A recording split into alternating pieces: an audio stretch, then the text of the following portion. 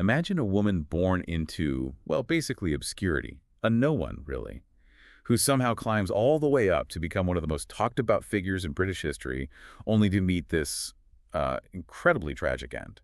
Absolutely. And today we're diving deep into that life, the fascinating, often mysterious life of Anne Boleyn. Her story isn't just, some dramatic personal tale.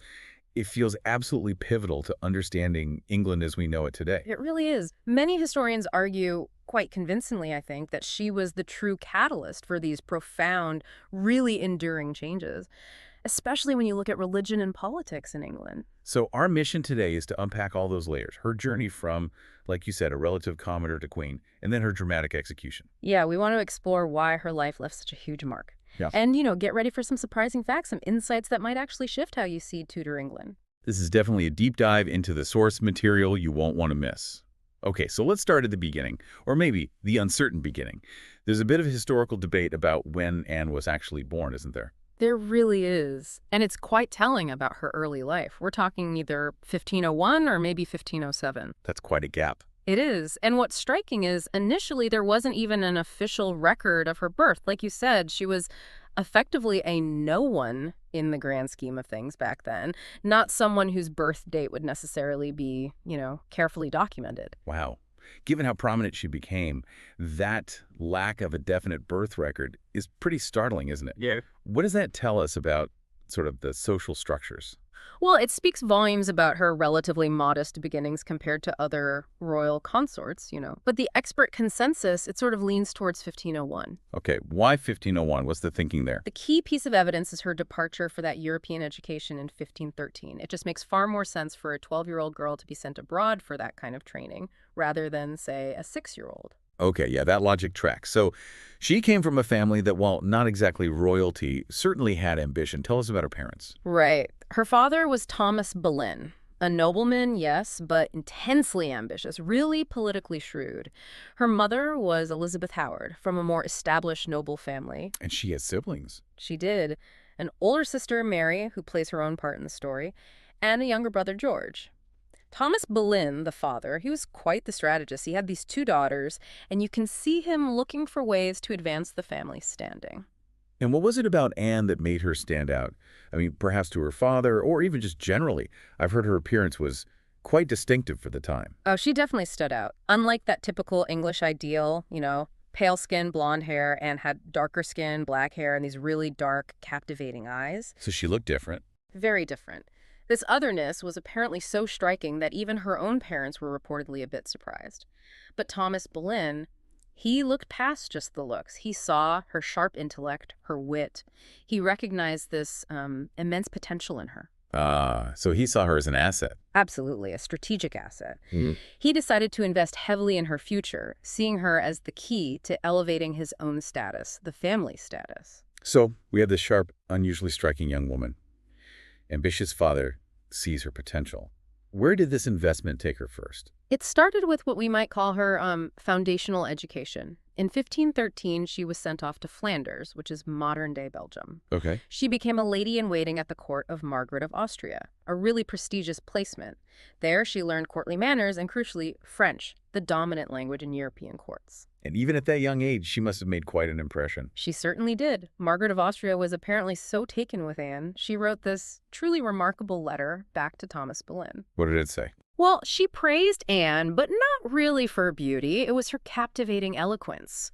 Margaret wrote something like, when she speaks, she draws people in with her eloquence, basically saying Anne was most beautiful, most impactful when she actually spoke. Wow. That's incredible praise for a girl who's, 12, 13? Exactly. It shows this intelligence and charm way beyond her years. So with that kind of endorsement, what was the next step in this unique education? The next phase was the French court, which was, the absolute pinnacle of sophistication at the time. How did she get there? She initially went over accompanying King Henry VIII's own sister, Mary Tudor, who was off to marry the elderly King Louis XII of France. This move exposed Anne to the height of European fashion, culture, court life. Okay, so Mary Tudor eventually goes back to England, right? After Louis XII dies.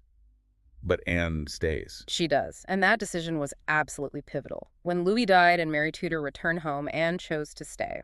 Apparently, she wanted to, quote, add more spice to her character. Huh. Add more spice. I like that. What did she gain by staying? This extended stay gave her this sort of dual education that really shaped her.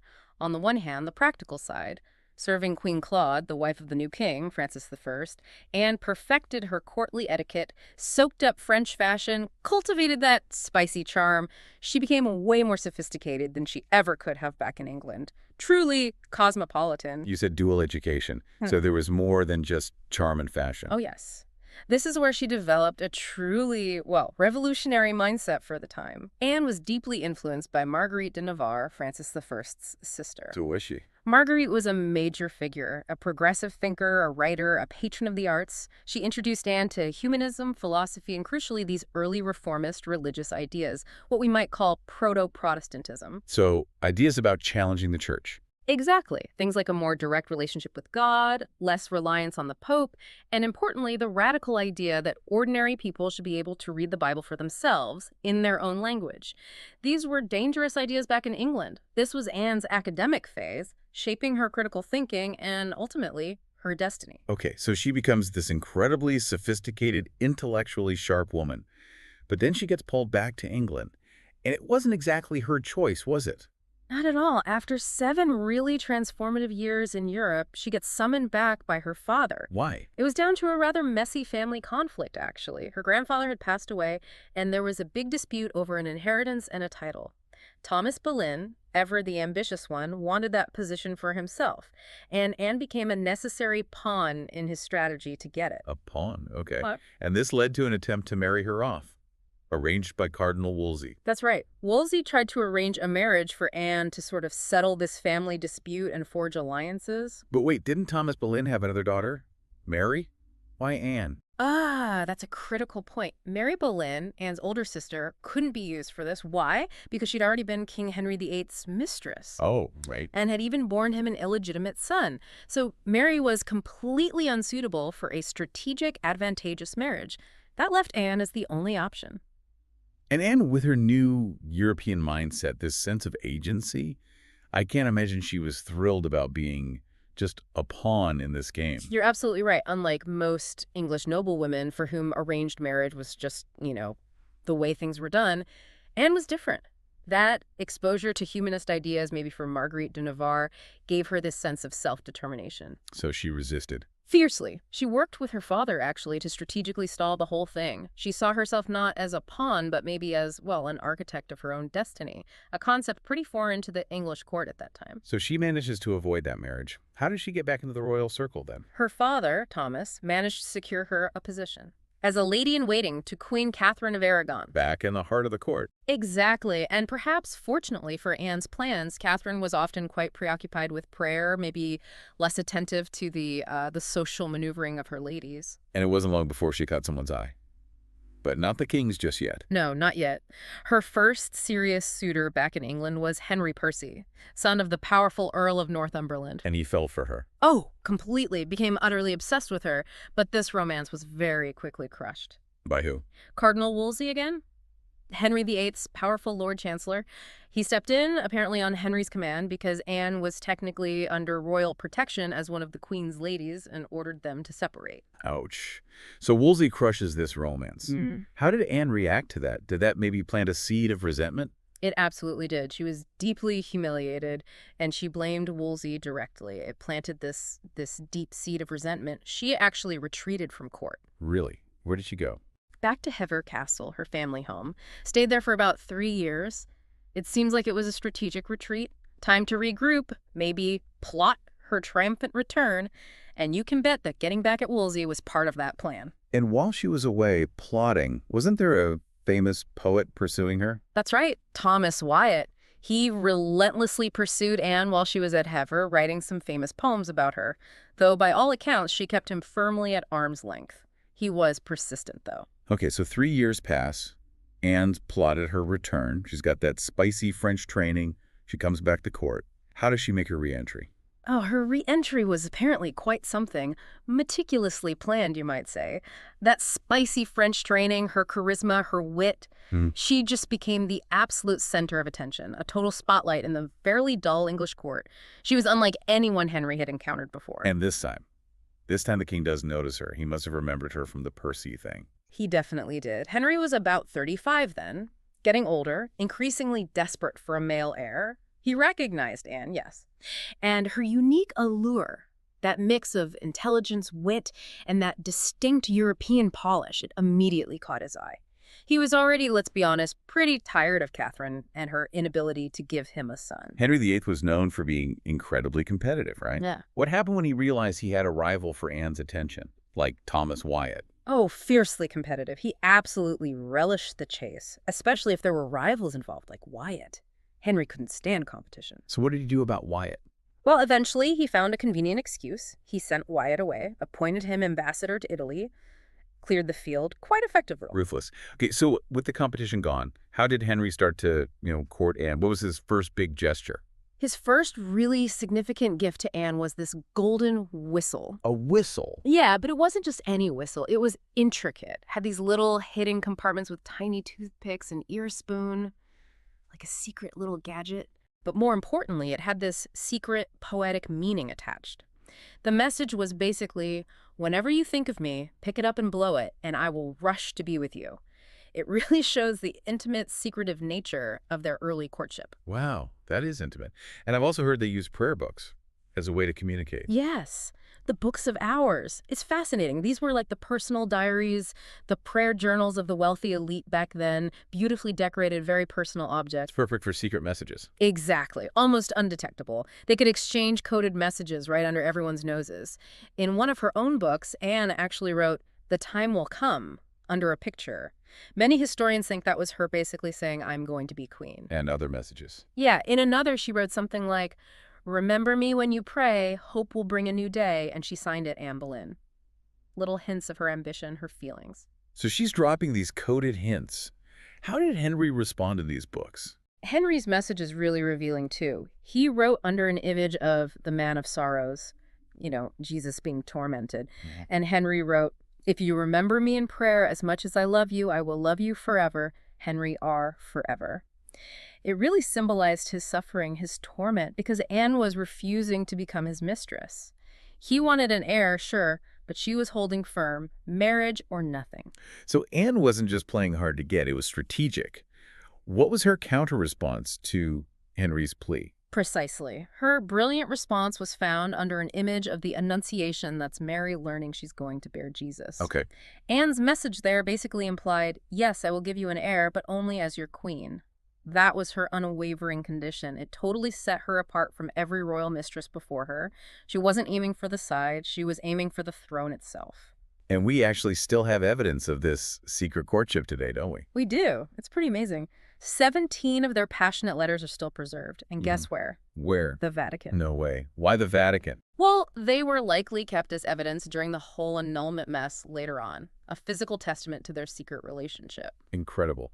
And what about Queen Catherine through all this? Was she just completely unaware of Henry's obsession? Oh, Catherine was certainly aware of Henry's infatuation. She wasn't naive, but, she'd endured his affairs before. Other women had come and gone. So she probably thought this would blow over too. Likely. Especially since she was around 40 by then, clearly unable to bear more children. She might have felt a bit resigned, perhaps underestimated Anne's resolve and Henry's desperation.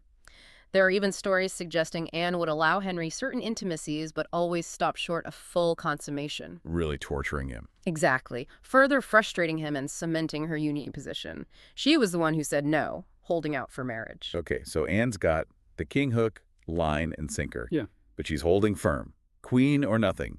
Catherine is still queen. What's the move? What kicks off the really huge changes in England? This is, for me, where Anne reveals her absolute strategic brilliance. It's a calculated, almost shocking move. She shows Henry a specific passage from the Bible. Which one? Leviticus, chapter 20, verse 21. It basically says, "If a man takes his brother's wife, it is an impurity. They shall be childless." Wow. And that hit home because Catherine had first been married to Henry's older brother, Arthur, who died. Exactly. Anne essentially hands Henry the divine justification he needs, or at least the justification he wants for getting rid of Catherine. So it becomes his crisis of conscience. Precisely. This biblical passage deeply troubles Henry, or at least he claims it does. It confirms his growing belief or his convenient belief that his marriage is sinful and that this sin is why God isn't giving him a male heir.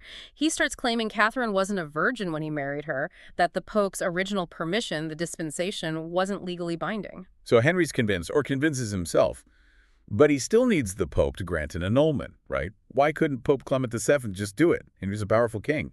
Ugh. But the Pope was in an absolutely impossible situation.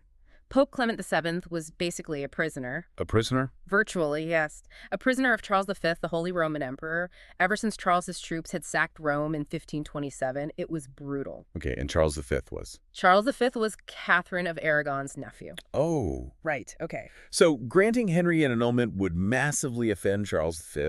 The Pope just couldn't risk the political, maybe even military fallout. His hands were completely tied. So the Pope stalls. The annulment proceedings in England just drag on. They do. Cardinal Campeggio, the Pope's representative sent from Rome, deliberately stalls everything, hoping maybe Henry will give up or something will change. And then Catherine makes this very emotional, very public plea to Henry in court, which actually sways a lot of public opinion towards her and makes things even harder for Henry and the Pope. And this is where Wolsey, Henry's main guy for years, starts to falter. He can't deliver the annulment. Exactly. Wolsey fails, and Henry is furious. He needs this annulment. So with Wolsey failing, who steps into that power vacuum, does Anne have someone in mind? Someone maybe who shares her reformist ideas? Precisely.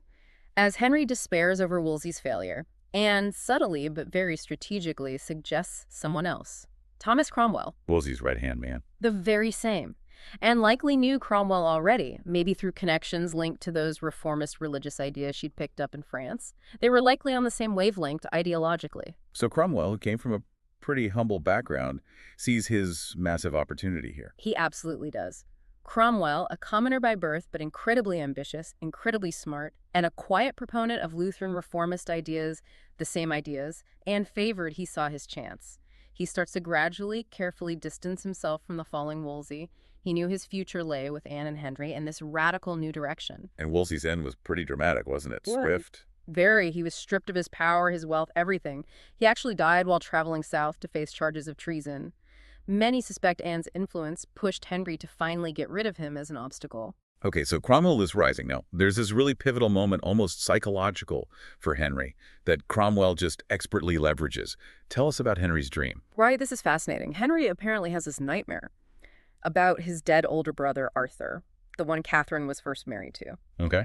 So Henry wakes up, terrified, calls for Cromwell in the middle of the night, like 3 a.m. He tells Cromwell that Arthur appeared in the dream, just stood there, smiled, but said nothing. Creepy. How did Cromwell handle that? Pure genius. Cromwell immediately spins it. He interprets Arthur's silent, smiling presence not as a warning, but as a divine endorsement, a sign that Arthur approved of Henry taking charge, asserting his supreme authority, reinforcing Henry's belief that he shouldn't have to bow to Rome. Wow. And then the masterstroke. Cromwell tells Henry that Anne would surely agree with this interpretation, linking her to it, cementing her influence, and crucially, his own indispensability. What incredible quick thinking. So this dream, Cromwell's interpretation, it becomes a key justification for Henry breaking with Rome. It was exactly that, a psychological turning point. Cromwell then brilliantly pivots. He starts selling Henry on the idea that the English church itself is corrupt, that all that vast wealth flowing from England to Rome, it should stay in England, under the king's control. Appealing to Henry's wallet and his ego. Perfectly. It hit both his financial ambitions and his desire for absolute power. And Parliament, were they on board with taking on the church? They absolutely were. Parliament had its own long list of grievances against the church. Abuses of power, priests accusing people of witchcraft left and right, demanding excessive fees for everything. So they fully supported Cromwell's proposals. They saw a chance for reform and maybe getting some of that church land and wealth themselves. And this leads to the first real legislative crack in England's relationship with Rome, the first step. Yes, the supplication against the ordinaries in 1532. Basically, this act said that any new church laws needed the king's approval first. It was the beginning of the end for papal authority in England.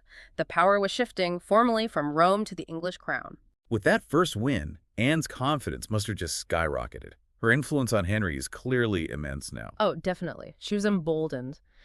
And she immediately orchestrated a really significant diplomatic move, a royal tour to France. Why France? Her connections there were crucial. Remember her time at the French court. Visiting Francis I with Henry lent this air of international legitimacy to her unofficial status as Henry's chosen queen. It was also a smart diplomatic move, uniting England and France against their common rival, Charles V. A win-win. Meanwhile, what's happening to Catherine? Henry has to sideline her somehow to make way for Anne. Right. Henry, probably on Cromwell's advice, formally informs Catherine of his intent to annul their marriage. Then he moves her away to a distant manor, effectively exiling her from court, trying to diminish her influence, keep her out of sight, out of mind. And then Henry gives Anne this really unusual title even before the annulment is official, Marquess of Pembroke. Why? Yes, in late 1532, it was groundbreaking. Marquess was traditionally a male title. This was a really strategic move. How so? It elevated Anne dramatically, but it also linked her title to Henry VIII's birthplace, Pembroke Castle. The idea was to preemptively legitimize any future child they might have. Even if the annulment process somehow got stuck, their child would have this strong connection to the Tudor dynasty through Anne's title. It made her almost a queen-in-waiting, officially. So Anne's got this high rank, the annulment is still pending, and then she gets pregnant. Exactly. In early 1533, Anne becomes pregnant. This really forces the issue. A legitimate heir was the whole point. So they have to get married quickly. They do. Secretly at first, sometime in January 1533, before the annulment was officially declared, they needed to ensure the child would be born legitimate. And then Anne makes another power move, putting her own person in charge of the Church of England, basically. Absolutely. She recommends Thomas Cranmer to become the new Archbishop of Canterbury. Her family chaplain. Yes, and someone who shared her reformist views. This was brilliant. It placed a loyal reformer, someone indebted to her and Henry, at the very head of the English Church, accountable to the king, not the Pope. And with Cranmer in place, the annulment finally happens. Yes. In May 1533, Archbishop Cranmer officially declared Henry's marriage to Catherine null and void, and crucially, he declared it void from the beginning, ab initio, meaning, legally speaking, the marriage had never even existed. Wow. So what were the immediate consequences of that declaration? Big ones, I imagine. Huge. 3 major things happened instantly. 1, Catherine was officially demoted, no longer queen. She was now just Princess Dowager of Wales, referencing her first marriage to Arthur. Ouch. 2, Princess Mary, Henry and Catherine's daughter, was declared illegitimate. Stripped of her title, she became simply Lady Mary. Devastating for her. Absolutely. And 3, Anne Boleyn, now Henry's legal wife, became the rightful queen consort of England. And then came the coronation, a massive public display to cement her position. Oh, it was an elaborate public spectacle, designed to leave absolutely no doubt in anyone's mind. June 1st, 1533. Anne, visibly pregnant, makes this grand processional entry into London. Henry himself welcomes her at the Tower. Then there's this magnificent 2-day procession through the city to Westminster Abbey. And the crowning itself. Cranmer crowns Anne, and significantly, he uses St. Edward's crown, a crown normally reserved only for reigning monarchs, not consorts. It was a powerful symbol, signifying her legitimacy, maybe even a divine right to be queen. A clear message to everyone, especially opponents. And even her personal symbols changed, didn't they? Reflecting this shift in power. Yes, the symbolism was really potent. Queen Catherine's crest had featured a pomegranate, symbolizing fertility, and her motto was humble and loyal. And Anne's. Anne's was completely different. Her new crest was a white falcon perched on roses, and her motto, the most happy. The most happy. And the falcon, what did that represent? The falcon was seen as sharp-eyed, determined. Her father had apparently once said her gaze was like a hook, capturing people. The falcon also only rests when its work is done. So maybe it suggested her mission was complete, that she believed herself truly most happy, having achieved her goal. It was a bold statement. So Anne is finally queen. She's the most happy, she's pregnant. The path seems set for her to deliver that crucial male heir. What happens next? Well, in September 1533, Anne gives birth, but it's premature, and it's a daughter, Elizabeth. Not the hoped-for son. How did Henry react? His initial disappointment was pretty clear. He actually canceled the planned jousts and celebrations, but, they consoled themselves. Anne had proven she could bear children, so there's still hope for a son next time. But that pressure, that need for male heir, it immediately started to mount again. It became this shadow hanging over her. And as queen, Anne wasn't just sitting around embroidering, was she? She seems to have been incredibly active. Oh, far from it. She established her own large court, advisors, treasurers, staff, a whole operation. And her focus wasn't really on the traditional courtly stuff, the entertainments. Her main focus was the implementation of religious reform. Like a CEO of the Reformation. You could almost see it that way. Yeah. She wielded real power, pushing the reform agenda, using both sort of might, her influence over Henry and appointments, and grace, a system of patronage, giving gifts and positions, which inevitably perhaps could sometimes lead to accusations of favoritism or even corruption. And her rise obviously meant her family, the Boleyns, became incredibly powerful. Hugely powerful. Her father, Thomas, her brother, George, they were suddenly the new center of power at court, seen by many as basically propping up the throne, a formidable family unit totally bound to Anne's success. But despite all this activity, all this power, that male heir problem just wouldn't go away, would it? No. It remained the constant nagging anxiety for Henry, and therefore a constant growing threat to Anne's position. It was her absolute Achilles heel. Everything depended on delivering a son. And her relationship with Lady Mary, Catherine's daughter, must have been incredibly difficult during this time. Oh, it was incredibly contentious, bitter, personal. Anne tried repeatedly to force Mary to acknowledge her as queen, to accept her own illegitimacy. How did Mary react? Mary defiantly refused. She famously called Anne a whore to her face, apparently, refused to give way to her, made it clear she only bowed to God, represented by the altar, not to Anne. What did Anne do? Anne retaliated harshly.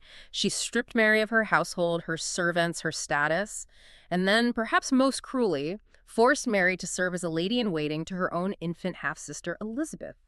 It fueled this deep, lasting resentment, a really tragic dynamic between them. Meanwhile, Cromwell is still working behind the scenes, dismantling the old church structure.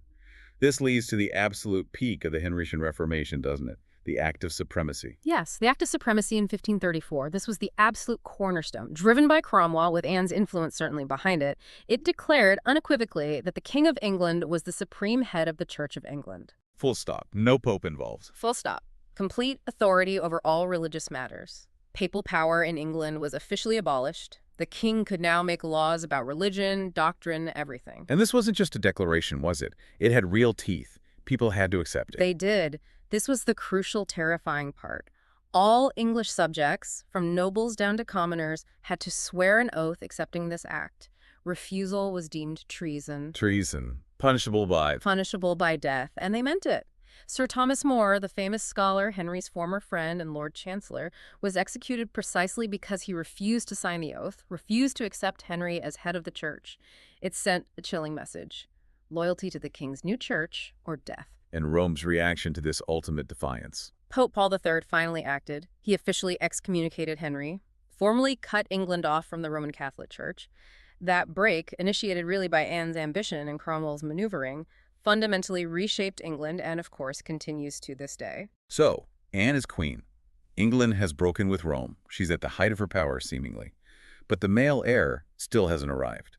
What finally triggers her catastrophic fall? Another tragic miscarriage.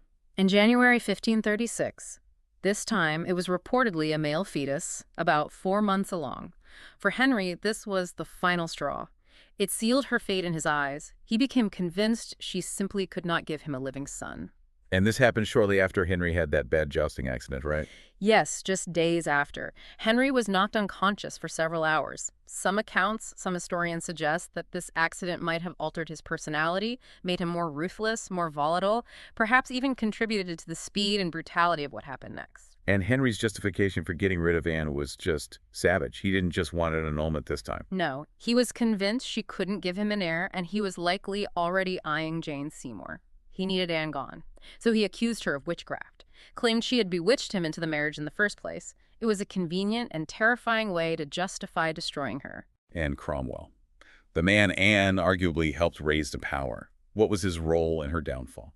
Cromwell, ever the political survivor, saw the writing on the wall. Anne's power was clearly waning. The Seymour family was rising rapidly. So Cromwell did what he did best. He switched allegiances. He began to plot against Anne, just as he had previously plotted against Wolsey. Calculated betrayal. Absolutely. The Boleyn family suddenly found themselves isolated. Other nobles, sensing the shift in the wind, quickly flocked to support the Seymours. Cromwell needed to remove Anne and her faction to secure his own position with the king and the Seymours. And he orchestrated this horrifying series of charges against Anne and 5 men, including her own brother. Completely fabricated, weren't they? Utterly fabricated, a brutal conspiracy. The charges were adultery, treason, and incest. Who were the men? Mark Smeaton, a court musician of common birth, he was interrogated, almost certainly tortured, until he confessed to adultery with Anne. Then her own brother, George Boleyn, Viscount Rochford, accused of incest with her. Incest. That seems designed to utterly destroy her reputation. Completely. It was likely fueled by testimony from George's own estranged wife, aiming to dismantle the entire Boleyn power base and paint Anne as utterly depraved, monstrous even. And the others. Henry Norris, a close friend and courtier of Henry VIII.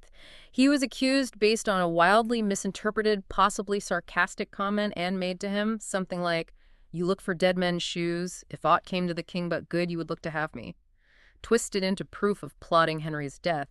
Then Francis Weston and William Brereton, two other prominent courtiers, they were likely included to add weight to the conspiracy, make it look more widespread, and maybe remove rivals or obstacles to Cromwell's own ambitions. And the trial itself, it was just a show trial, wasn't it? Precisely that, a complete sham. All 5 men were arrested first, then Anne herself, taken to the Tower, the jury, handpicked by Cromwell, guaranteed to deliver the verdict Henry and Cromwell wanted. Did Anne defend herself? She did. By all accounts, she defended herself eloquently and calmly, impressively so. She apparently even earned some sympathy from observers, including, ironically, a former servant of Catherine of Aragon. But her fate was already sealed. So despite her composure, her defense, the verdict was guilty. Guilty. Adultery and treason. It was a foregone conclusion. Orchestrated by Cromwell, sanctioned by a king desperate to remarry. And that poignant detail from the trial, her first love, Henry Percy, was there. He was. He was actually required to sit on the jury that tried the other men, and when the guilty verdicts were read out, Henry Percy reportedly collapsed, fainted. A testament, perhaps, to his enduring feelings for her, even after all those years. So Anne is found guilty. Imprisoned in the Tower awaiting execution. Did Henry show her any kind of mercy at the end? Mercy is a stretch, but yes, in a final, slightly twisted gesture. He decreed she wouldn't be bled at the stake, a common punishment for female traitors, or beheaded with the traditional, often messy axe. Instead, he ordered an expert swordsman to be brought over from France. Why a swordsman? Execution by sword was considered quicker, cleaner, more skillful. A small concession, perhaps, to her former status as queen, a less brutal end than the axe might have provided. So the stage is set, May 19th, 1536. The execution day. How did Anne Boleyn, this woman who had climbed so high, reshape a nation?